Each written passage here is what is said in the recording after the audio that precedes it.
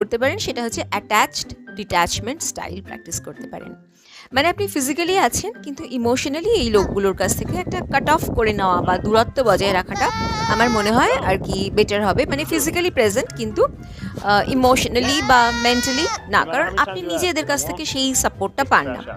ধরুন আমি কোন বাড়ির কোনো লোক আর কি অসুস্থ, আপনি তাদের পাশে রইলেন, সেবা করলেন, যা যা প্রয়োজন সেগুলো করলেন, বা ধরুন কোনো ফাংশনে যেতে হবে, সেখানেও আপনি এদের সাথে ফিজিক্যালি প্রেজেন্ট রইলেন, কিন্তু বাড়িতে আসার পর আপনি আবার আর কি একটা ডিট্যাচমেন্ট স্টাইল প্র্যাকটিস করুন, যাতে আর কি আপনার মেন্টাল হেলথ ঠিকঠাক থাকে। মানে অনেকটা কিরকম বলুন তো, ওই সুইচ অন অফের মতো।